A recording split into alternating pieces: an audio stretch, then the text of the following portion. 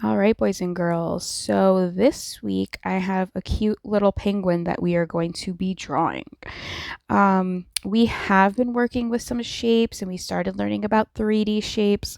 And if you remember, when we learned about our 3D shapes, we learned that they have height, they have width, and they also have depth.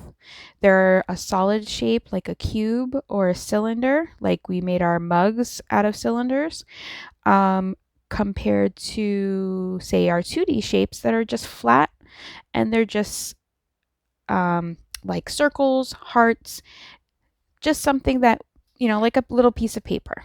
Okay, but then if I have my whole box of crayons, you can see how this is something a little bit different. It has the height, it has the width, and it has the depth. Okay, paper just has height and width. So what we're going to do is with our penguin, after we draw him or her, you guys are going to be making a three-dimensional block of ice. So we could just make a line and pretend that that's the ice, but I actually want you to notice that you can see it has height. So we're drawing lines on the side. It also has width, so we can see how wide it is, and depth, so how deep, okay? So we're just going to give it a try. And it's a block of ice. So it's not going to be perfect like a cube. It's going to kind of be like a different shape because maybe the penguin got lost and is just floating around on this piece of broken ice. So if it doesn't look exactly like mine, that's okay. So let's go ahead and get started. So we will start with our penguin first. You are going to make a curved line, kind of like an upside down U, and then we're going to curve back this way a little bit. Remember, if you have trouble or if the video goes too fast, you can always pause. So now we'll add on some eyes. And if you'd like to do some different kind of eyes, that's fine. My other one, I added eyelashes, so I think I'll add some little eyebrows to this one and an upside down triangle for the beak. And I'm going to have it waving. So one fin will go up and the other fin will go down. If you want them both up, that would be fine too, or they could both be down.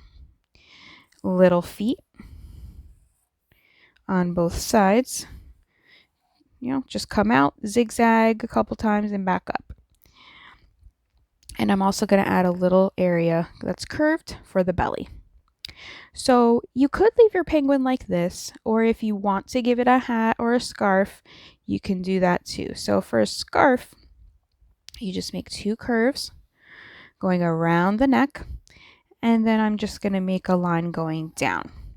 And then you could always decorate this. I'll just put some straight lines, and then you could even make yourself a little hat. You could leave it something like this, or maybe if you want the little pom-pom on top, you could decorate your hat. Anything would be fine. Okay, so our penguin is done. So the first thing we want to do is make the block of ice for the penguin to stand on.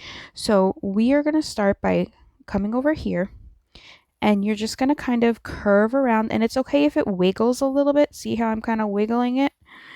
And I'm going back around. So right now, this would be more like a 2D shape. All right. Don't want to leave it like this because I actually want it to look like it's a real block of ice. So I'm going to make one line go down just a little bit. And over here too. Okay. And I'm going to make that same kind of wiggle. Like this. And go to that side. So now I have my block of ice. I might make a little bit of a wiggle back here for the water. And when you guys are done, you can work on coloring. So keep in mind the penguin's body would be black. You could leave the belly white. You could use orange, or if you don't have orange, you could always use yellow. Pick whatever color for the eyes.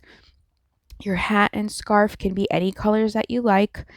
I left my block of ice white, and then I colored my water a darker blue, and I did my sky a different shade. So you guys can kind of pick how you want yours to look.